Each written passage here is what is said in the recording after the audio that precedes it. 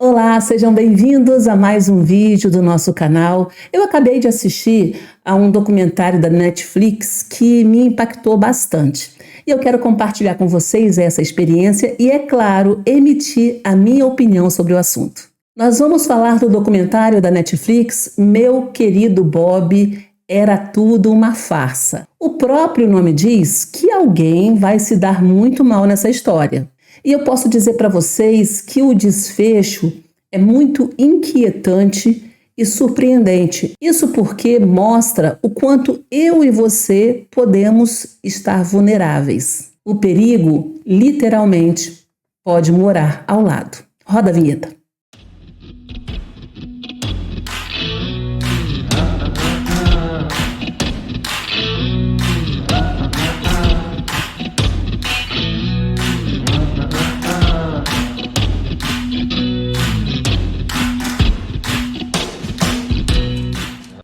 Pensa numa história surpreendente. Pois é o que você vai acompanhar comigo agora. Mas antes da gente falar da história, eu quero agradecer a sua audiência, a sua presença aqui no canal. Se você gostou do conteúdo, é a primeira vez que você passa por aqui e gostou, deixe seu like, se inscreva no canal e ative o sininho, porque aqui no nosso canal nós temos lives todos os dias, às 8h30 da noite, de segunda a sábado, e temos vídeos também todos os dias. Então, para você não perder todo o conteúdo que a gente oferece para você, se inscreva no canal e ative o sininho e sinta-se já abraçado e abraçada. Obrigado aí pela audiência. Bora para a história. O documentário conta a história de Kirat Assi, uma jovem de 32 anos que morava em Londres, tinha uma vida social agitada e era muito focada em sua carreira de marketing. A Kirat, ela namorava há muitos anos um rapaz, mas era um relacionamento que não a deixava muito feliz, inclusive muito instável. Eles terminaram várias vezes e quando ela pensava que estava se livrando do relacionamento, o rapaz aparecia de novo. Então, aquele tipo de situação enrolada que só vai deixando a pessoa cada vez mais frustrada. E vale a pena lembrar também que a Kirat fazia parte aí de uma comunidade, a família dela era a comunidade Sikh, que uma comunidade pequena, muito tradicional. A família dela e toda a comunidade, né, valorizavam muito a questão do casamento, e ela já com 32 anos, já existia aquela pressão social por conta dela não ter ainda casado. Então existia todo esse contexto na vida de Kirat. Toda a história que dá origem ao drama vivido por Kirat e que a Netflix mostra nesse documentário começa no ano de 2009, quando Kirat recebeu um convite de amizade de Bob Jandur, um homem supostamente envolvido com a sua comunidade Sikh. Bob era de uma família muito respeitada na comunidade queniana e ele era especialista em cardiologia. Os dois ficaram amigos no Facebook. Vale a pena ressaltar que a própria Kirat destaca que ela se sentiu segura, porque os dois tinham muitos amigos em comum. Observe esse detalhe aí, que isso vai ser muito importante lá na frente. E também um outro detalhe que destaca essa segurança da Kirat é que Bob tinha um irmão mais novo, o DJ. E esse DJ namorava uma prima da Kirat, que era a Sinhan. Ou seja, né, parecia que estava tudo em casa, tudo tranquilo, tudo seguro. E realmente a Kirat foi se envolvendo com o Bob com o passar do tempo. São quase 10 anos de relacionamento pela internet. Tudo começa com uma amizade, muita conversa, muito papo legal, cabeça, e ela vai conhecendo os familiares dele, vai sendo criada uma teia de relacionamentos. E ela conversa com todos eles, faz amizade com todos eles. Então, tudo dentro de uma perspectiva de uma segurança total e absoluta, um universo que para ela era muito confortável, porque ele não saía daquele universo da cultura dela, de uma certa forma. Então a gente vê uma Kirat realmente segura e pronta para um relacionamento, pelo menos de amizade no início. E tem um fato muito curioso que acontece em 2011, que é justamente quando a Kirat encontra com o Bob numa balada. Uma coincidência. No final de semana, ela saiu com amigos para a balada e vê o Bob dançando numa pista de dança. Ela o reconhece. E ela acaba o chamando para conversar. Ele para falar com ela. Estava com um copo de bebida na mão, estava aparentemente alcoolizado, som muito alto, ele não a reconhece, ela fala, olha, eu sou aquela menina, sou eu que converso com você no Facebook e tal, ele não a reconhece. E aí, minha gente, né, era o pulo do gato. Ali dava para ela descobrir o que estava acontecendo, mas ela relevou, ela achou que por conta dele estar bebendo e por conta do som alto, não teve como haver ali um reconhecimento. Então ficou ali fixado na memória dela o encontro com Bob, ou seja, o Bob é real, o Bob existe, a gente se encontrou, mas por conta das circunstâncias a gente não se reconheceu, a gente não deu continuidade à nossa conversa pessoalmente e ficou por isso mesmo. E aí, no documentário, a gente vai vendo uma rede muito grande de relacionamentos. Ela conversa realmente, ela conhece pela internet amigos do Bob. A esposa do Bob, porque inicialmente ele é apresentado para ela como casado. E aí ela conhece a esposa do Bob, faz amizade com a esposa do Bob pelo Facebook. Lembrem que são 10 anos de relacionamento, 10 anos deles se conhecendo, conversando. Depois isso vai evoluir para um relacionamento amoroso, ela chega a ficar noiva dele. Mas muita coisa acontece. E a gente vai observando, à medida que a gente vai acompanhando o documentário, vai dando uma agonia na gente muito grande, aliás. Porque a gente começa a perceber alguns detalhes, a gente de fora, né? Isso é estranho. Será que isso é verdade? A gente começa a se questionar. O próprio título do documentário já sugere que ela vai se dar mal. Né? Já fala de farsa. Meu querido Bob, era tudo uma farsa. Então a gente já sabe que ela está envolvida em mentira. E a gente fica tentando detectar. Então fica mais fácil para a gente observar os detalhes, né? É óbvio. Para ela não é tão fácil assim, porque ela estava envolvida emocionalmente. Foi se envolvendo cada vez mais emocionalmente. Então tem a mentira do divórcio.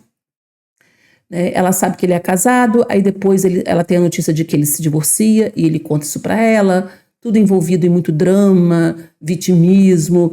Na sequência, tem um suposto atentado e ele acaba sendo alvejado com 6 tiros. E ele vai para a UTI, ele fica entre a vida e a morte durante muito tempo. É uma rede de informações que envolvem a moça cada vez mais. Depois, por conta desses tiros que ele leva, ele consegue sobreviver, chega a informação para ela de que ele estaria nos Estados Unidos, protegido pelo programa de proteção à testemunha. E ela vai acreditando naquilo. E em detalhe, ele mesmo nesse programa de proteção à testemunha, em determinado dia, ele começa a conversar com ela no Facebook de novo. A gente se questiona, né? Como assim alguém que está escondido pelo programa de proteção à testemunha, começa a fazer contato com uma amiga antiga pelo Facebook. Então, existem muitos pontos soltos na história, que a gente que está de fora, e a gente já sabe que existe uma farsa ali, a gente vai detectando, ou pelo menos supondo. Ela não. E nesse universo aí, a gente vai vendo o Bob cada vez mais dominante. Ele vai dominando cada vez mais a vida da Kirati. Ele se envolve com a família dela, conversa com um, conversa com o outro, conversa com a própria mãe da Kirati. Ou seja, ele vai fechando o cerco. Lembrando que supostamente ele está nos Estados Unidos, lá no programa de proteção à testemunha. Nesse período, ele chega a simular um AVC. Ela tem a notícia de que ele sofreu um AVC. Um dos amigos, parentes dele, que tem relacionamento com ela na internet, que é amigo dela pelo Facebook, manda foto do Bob na UTI, entubado. É um drama muito grande. A moça fica desesperada, Afinal de contas, já existe um relacionamento amoroso, embora eles ainda não tenham se declarado. E é nessa recuperação desse suposto AVC que o Bob vai declarar o seu amor para Kirati, ela também, e ele a pede em casamento. E aí o circo fecha, o círculo fecha. Agora já existe um compromisso matrimonial, pelo menos futuro, Tá ficando noivo, ficou noivo da moça. Ele manda presente para ela. Então, tudo muito envolvente. Sendo que a gente precisa de lembrar que existe a trama mexicana. Todo o relacionamento deles, desde o início, é envolvido em um drama muito grande. O rapaz passa por várias histórias, vive várias histórias que vão envolvendo a Kirati de alguma forma. A história agora toma uma outra proporção quando ela descobre que ele teve um filho com a ex. Porque a gente está acompanhando ali os dois noivos, de repente vem essa notícia. Ele fala para ela que a ex-esposa dele ficou grávida dele. Como assim? Isso cai como uma bomba, mas ele se explica dizendo: 7 meses atrás a gente não tinha nenhum envolvimento ainda e eu acabei me relacionando com a minha ex e, enfim, agora nós temos um filho. E o que acontece? A Kirati acaba aceitando e começa a se envolver nessa história da vida do Bob também. Até nome para criança eles escolhem juntos. Como assim, né? Como assim? Ela, atual companheira dele, futura mulher, está escolhendo o nome para o filho, para a criança que ele tem com a ex. E a ex não participa disso. Ela compra roupas para a criança, para dar de presente, para mandar de presente para a criança. É uma história meio louca, assim, né? A gente fica pensando até onde vai isso, como que uma pessoa se deixa envolver tanto por isso daí. Então, é um dos motivos que eu acho esse documentário impactante é que você vai vivendo, né, se colocando no lugar dela, questionando também como que aquela mulher não percebe nenhum dos sinais absurdos daquelas histórias. Você se pergunta também como que a família, como ninguém da família questionou nada. Quase 10 anos de relacionamento. E a história vai vai sendo contada, vai sendo narrada ali. Depois da descoberta desse filho, a história continua. O relacionamento da Kirati com o Bob começa a ficar muito tenso. Ele começa a cobrar muito dela. Os dois têm um momento de tensão muito grande ali. Ela começa a cobrar dele também um encontro, porque aí acaba o prazo do tal programa de proteção à testemunha, ele pode voltar para Londres e ela cobra dele que ele vai encontrá-la. Então aí a gente começa a ir ao encontro do desfecho do documentário. E à medida que o tempo vai passando, que a história vai se revelando para a gente, a coisa vai ficando mais curiosa e tensa. Existe uma tensão muito forte nesse momento do documentário. E ele vai para Londres, mas não a encontra, ele evita esse encontro o máximo possível, e ela vai ficando desesperada. Vale lembrar também que antes disso, enquanto ele está nos Estados Unidos, a vida dela fica um inferno, tá? Ele começa a controlar totalmente a vida dela, ela se afasta dos amigos, dos familiares, perde emprego, ela vive uma vida ali, assim, de total controle da parte dele, mesmo ele estando longe e os dois só conversando ali pelas redes sociais, pelo Skype, pelo Messenger, mas ela é controlada por ele e vai perdendo o controle da própria vida dela. Então, quando ele volta para Londres e não encontra com ela, aí é a gota d'água, porque ela já perdeu toda a paciência, ela já está no estresse absoluto, né? E começa a investigar, querer saber onde ele está, quer descobrir onde ele está para ir encontrar com ele.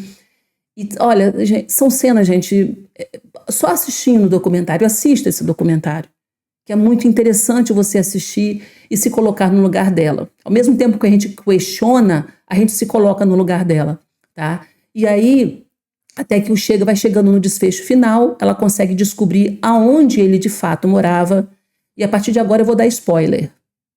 Eu vou contar para vocês aqui o que realmente está acontecendo. Se você tem o interesse de assistir o documentário e não quer saber do desfecho, para por aqui agora, tá bom? Porque agora a gente vai dar um spoiler aqui, eu vou contar realmente o que aconteceu nessa trama toda. Ela descobre que ele mora num lugar X e ela vai até ele. Isso passa muita coisa, tá, gente? A trama, ela é intensa. Então ela vai até a casa dele e se encontra com ele. Nessa casa, ela encontra com ele e com a suposta ex-esposa, porque não é ex-esposa, entende? Ele não se separou dela. Então ela encontra, o quadro que ela encontra ali na casa, ele com a esposa e a criança e o filho. E ele não a reconhece. E a gente fica na dúvida, será que ele é tão cachorro assim, né? É tão manipulador assim, que está fingindo que não a conhece? E fica aquela tensão, ele não a conhece, a esposa dele também não conhece ela. E olha que ela foi amiga da menina lá no Facebook, logo lá no início do relacionamento, né? Enfim, nenhum dos dois conhece a Kirati. Chega a um nível de tensão que ele pensa em chamar a polícia e realmente depois chama a polícia, porque ele não entende nada. E a gente fica assim, o que está acontecendo? Ele é o Bob, porque é ele que está nas fotos. Mas não é? Então a gente começa a deduzir que existe alguém se fazendo passar por Bob. E é o fato. Então aí a coisa já começa a se revelar. O Bob existe, a criança existe, o filho existe, a esposa existe, a vida dele existe. Só que existe alguém se fazendo passar por ele e tendo esse relacionamento com a Kirati. Aí a coisa vai chegando numa pressão tal que, num determinado momento, ela conversando com a prima, lembra da prima dela que eu falei para vocês, que era namorada do JJ, o irmão mais novo do Bob, a Sinhan? Pois é, ela conversando com a Sinhan por telefone, e aí elas comentam que ele teria ido à polícia, e a Kirati fica realmente com medo. O que ele pode ter dito para a polícia, né? Porque ela não fez nada demais, porque ela não deu escândalo nenhum, não fez escândalo nenhum na porta da casa dele. Ela só chegou para falar com ele. E ela falava que ele conhecia ela, ele dizia que não conhecia. Então ficou uma coisa meio louca no ar assim, e ele vai até a polícia. Então as duas falando sobre isso, e ela acaba chegando à conclusão que ela também tem que ir à polícia. E aí é a hora que a situação é revelada. Preparado? Se você quer assistir o documentário e não quer saber de spoiler, já falei, pare por aqui. Porque quem está por detrás desse perfil do Bob, que teve esse relacionamento todo com a Kirati, é a própria prima dela, a Sinhan. Dá para acreditar num negócio desse? Tudo o que aconteceu ao longo dos 10 anos foi forjado pela prima dela. Foi ela que inventou os perfis do Facebook dos amigos que conversavam com a Kirati, que eram parentes e amigos do Bob, mas na verdade ela era a mesma. Toda a rede de amizade e de conversas que existia no Facebook, se retratando ao Bob, toda essa rede foi criada pela Sinhan. Uma rede de engano, ela conseguiu enganar a própria prima Kirati e toda a família. Por que disso? O documentário não explica. Como eu falei para vocês, o documentário ele deixa muitos fios soltos, muitas coisas que a gente questiona, né? Por que isso está acontecendo? A gente não tem essa resposta, né? E o porquê da Sinhan ter feito isso com a própria prima, a gente não tem a menor ideia. Pode ter sido algum distúrbio? Estaria apaixonada pela própria prima? Essa resposta a gente não tem. O que a gente sabe é que o caso está tramitando na justiça e que existe uma dificuldade, viu, da Kirati com relação a essa questão. Porque o nome disso, tudo que aconteceu, sabe qual é o nome disso? É catfishing. É um crime, minha gente. A Kirati foi vítima de catfishing e tem muita gente pelo mundo afora vítima desse tipo de crime. O que é o catfishing? É a prática de criar uma identidade falsa na internet para enganar outras pessoas. O objetivo é que as vítimas se associem à pessoa ou façam negócios, né, com o catfisher, e negócios esses, com certeza, né, vão fraudar a pessoa e vão gerar aí um lucro exorbitante aí para a pessoa que está aplicando o golpe. O golpe pode ser com objetivo, então, financeiro ou não. E o que existe por detrás? Quando não é financeiro, o que existe por detrás disso? É o que aconteceu com a Kirati. Não existe um motivo financeiro. Existiu uma farsa criada pela própria prima. Então, o documentário termina com a Kirati mostrando a luta dela para que exista uma legislação, para que exista algo na lei, né, que impute algum tipo de punição a esse tipo de criminoso, porque isso é um crime. É um crime, né? Você engana a pessoa. No caso dela, ela foi enganada quase 10 anos. Toda uma vida ali envolvida num relacionamento falso, numa situação totalmente absurda e falsa e nociva, né? Porque você imagina, ela confessa depois, no final, que ela chegou a ter relacionamento pela internet, mas ela teve um relacionamento íntimo com o suposto Bob, que era a prima dela. Ela chega a dizer: eu me sinto estuprada. Porque foi uma violência, né? Ela estava se relacionando com uma pessoa que ela não sabia quem era.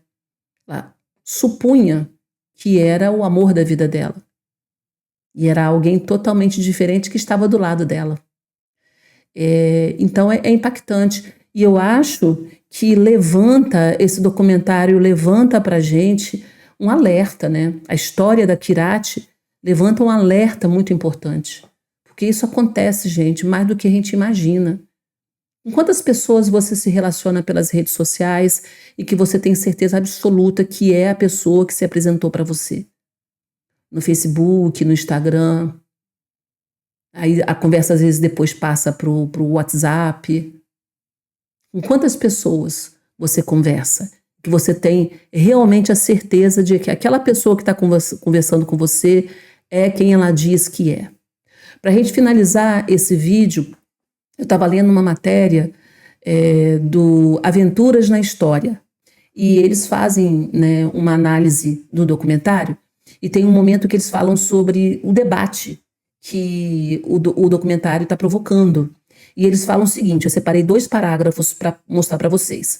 O Aventuras na História diz o seguinte: segundo o Independente, que é um site londrino, tá, gente? Segundo esse site, a série também tem gerado um debate sobre a responsabilidade da vítima e a culpabilização secundária. Alguns espectadores criticaram o Kirati por acreditar na farsa por tanto tempo, enquanto outros defendem que ela foi manipulada e enganada por alguém em quem confiava.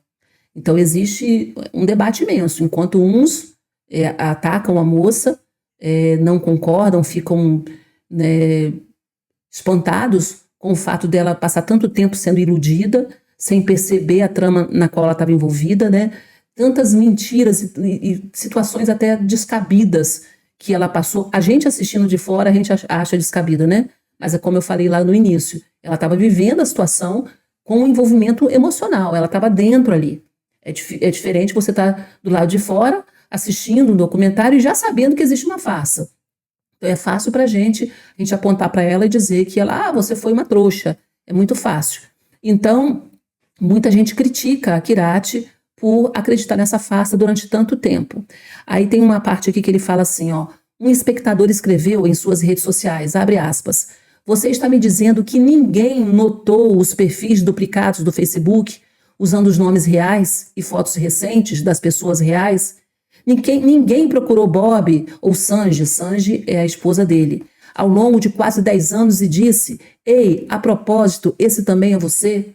Porque foram criados perfis no Facebook para enganar a Kirati, e enganou também os familiares dela. Ela conversava com as pessoas que se faziam passar por Bob, no caso aí a Sinhan, ela conversava com a Sinhan, que se fazia passar por Bob, que se fazia passar por amigo X, Y, irmão. Ela conversava com uma rede de pessoas, toda essa rede criada pela Sinhan. Tudo através dos perfis do Facebook. Nesse tempo todo, não teve nenhum familiar que fosse investigar no Facebook. Deixa eu ver aqui se eu acho alguma coisa desse Bob a mais.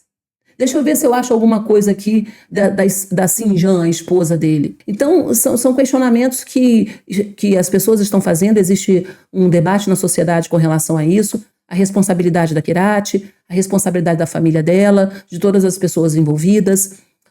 Mas eu acho que o mais importante nisso tudo é realmente esse choque que a gente tem ao assistir o documentário. Porque a gente vê de uma forma muito real, muito surpreendente e chocante, até onde pode chegar uma história inventada para iludir uma pessoa na internet. Então, a gente vai finalizando o nosso vídeo por aqui. Eu espero que você pare para pensar nessa história toda. Se você puder assistir o documentário, assista, porque eu acho muito legal você ver como que a coisa foi acontecendo, como que é fácil uma pessoa pegar, criar perfis e te envolver, pegar fotos de terceiro e criar uma vida independente ali, se fazendo passar pela pessoa e gerando em você, na pessoa envolvida, expectativa, criando promessas, gerando novas realidades e, em muitos casos, né, provocando depois, até com o tempo, prejuízos financeiros. Mas eu acho que pior do que o prejuízo financeiro é o emocional. O que essa moça deve estar enfrentando emocionalmente, né, para viver a vida dela depois de 10 anos praticamente jogados fora, não deve ser fácil, não. Beleza? Então, se você gostou desse vídeo, se inscreva no canal, deixe o seu like, se inscreva no canal, ative o sininho para você não perder nenhuma novidade. Nós temos lives de segunda a sábado, às 8h30 da noite. Vem para cá bater um papo comigo ao vivo, nesse horário, tá bom? E com você ativando o sininho, você vai poder assistir aos vídeos que eu vou colocando aqui também durante a semana, tá bom? Beijo para vocês, até o próximo. Tchau, tchau.